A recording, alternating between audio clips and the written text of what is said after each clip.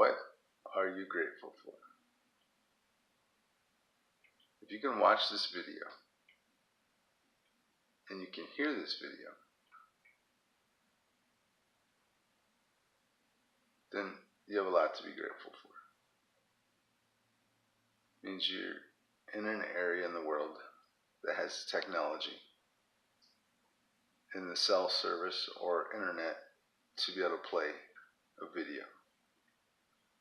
You live in an area that's got electricity. So I'd imagine it's pretty civilized. But a lot of people walk around miserable. And when I say walk, they walk. They have the ability to walk. You have the ability to choose. Do you want to be miserable or do you want to be happy?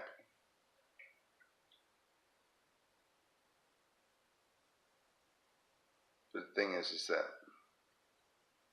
when we get something, it loses its value. You think about if you have kids, or when we were younger, Christmas Eve, Christmas morning was a lot of excitement, a lot of enthusiasm. Then you open the presents, and you may have gotten everything, or most of everything, or a few things that you really wanted. But then by the time you go back to school, those things are like, what's next? So a lot of people, I've talked about before, is they want to get there because they don't appreciate here. And then they get there and they don't appreciate what is now here. So you have this desire to keep wanting more. And the thing is you're never going to get everything you want. Because as soon as you get something, you're going to want something else. And then you get that something else and you want another thing. So if you can't be grateful for what you have, then what's the point of getting anything different? You're not going to be grateful for that either. But I know you'll probably say that, well, it'll be different when I get that. But would it really? If you can't practice gratitude now, then you think you're going to practice gratitude later when things are different? So when you have things different, you're going to practice gratitude. Why can't you just practice gratitude now? Be grateful for what you have. Like those pretzels and peanut butter behind me. I don't know when I stumbled onto it, but it was just a bachelor snack thing, but I eat a lot of pretzels and peanut butter. It's so good. But anyway, what are you grateful for? And if you're not grateful, there's always something to complain about. The thing is if you want something to complain about, you can always find it. If you want something to be happy about, you can always find that. If you want to be right about something, you can always be right. And if you want to be happy, you can always be happy. But it's often a struggle to be right and be happy. Because attached to being right is the opposite of being happy.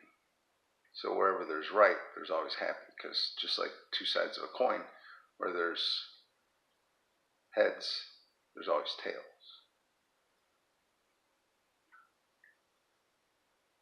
But back to the original question.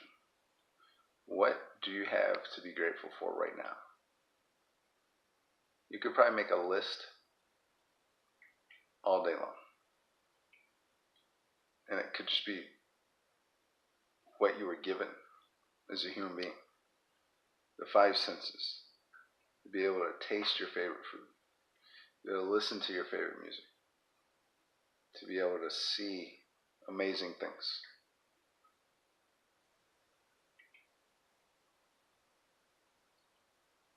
to be able to feel the difference between something that's soft and something that's rough. To be able to breathe freely on your own. To be able to sleep in a bed opposed to some dirt ground or concrete. Maybe you have a roof over your head, or you have a vehicle for transportation, or even a bicycle. Some people want a bicycle that are walking, and some people that can't walk want to walk. And some people that can crawl want to be able to walk. Or people that can't crawl just want the ability to be able to move. Or to be able to stand up. Someone in a wheelchair may want to stand up. But we take that for granted. We take the simple things, the things that were given to us for free, which we should value the most, because if you're dependent on a machine to help you breathe,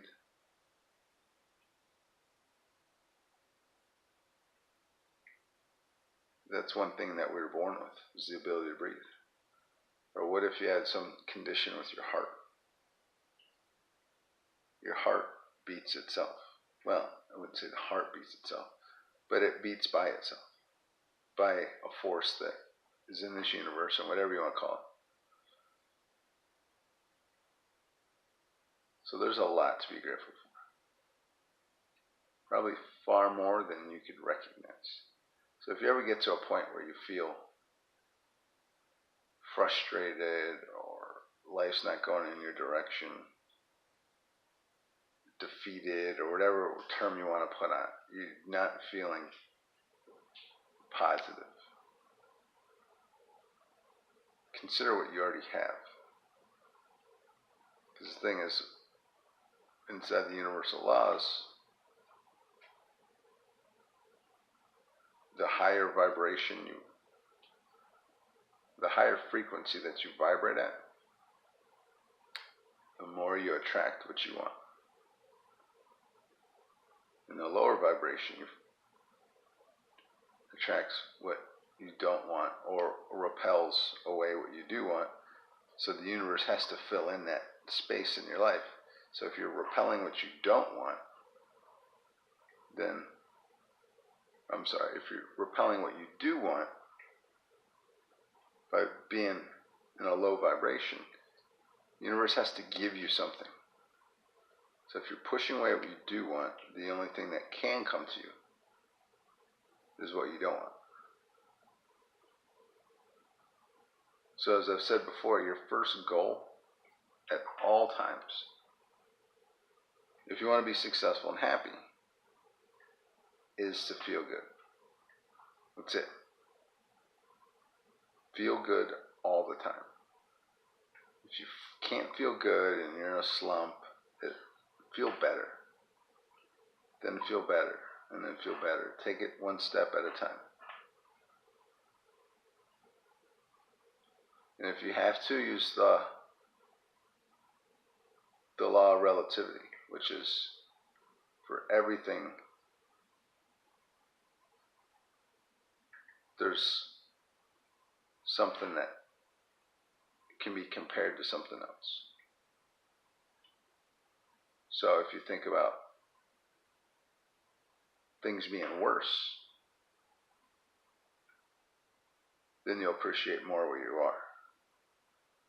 But you don't want to spend too much time there. Just give it enough attention that you recognize.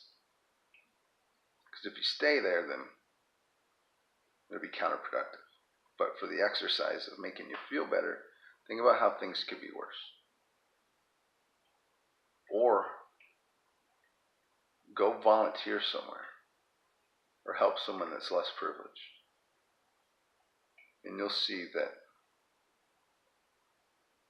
the life you do have is pretty amazing. May not be the life you want, but you're far closer than a lot of people may be. So be grateful for what you have. Appreciate. Make it a daily practice. Every night before you go to sleep, which is in my book, The Filtered Soul, is that make a list of at least 10 things to be grateful for. And it could be something as simple as you got a good parking spot. Could be maybe you're really depressed, but you felt good for 5 minutes. Or someone paid for your coffee or your toll. If you live in a big city, probably have to deal with tolls. Or that you were able to hit a light switch and the light came on. Some people don't even have a light switch in their house. And some people that have a light switch in their house don't have the power on. Or that you have a bed to sleep on instead of a floor. Or mud, or concrete, or rocks. There's a lot to be grateful for. So make it a practice that before you go to sleep, because like what they say, and relationship coaches say, is don't go to sleep upset at your spouse. The first thing you think of when you wake up is how your spouse did you wrong. So while you're sleeping, you're in the vibration of my spouse did me wrong, or my spouse doesn't understand, or my spouse doesn't. But imagine if you go to sleep feeling grateful. So while you're sleeping, you're in the vibration of gratitude. So then you wake up, and you're in a different vibration. You're feeling different. You bounce out of bed, or at least get out of bed with some enthusiasm for some people.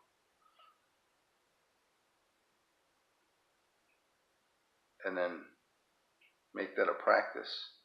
And it'll almost become like, for you coffee drinkers out there, that you'll be dependent on it. Like, I need to do my gratitude today.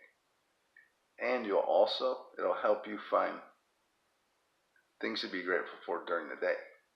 Because as you start doing it, the more you do it, you don't want to duplicate. You want to find something new. Find a list of 10 new things every day. So you may get creative, and you may actually find something to be grateful for that you weren't grateful for in the moment, just because you need to put it on your list. So as you start to train your mind to look for good things, it becomes a habit. Just like the habit of being miserable.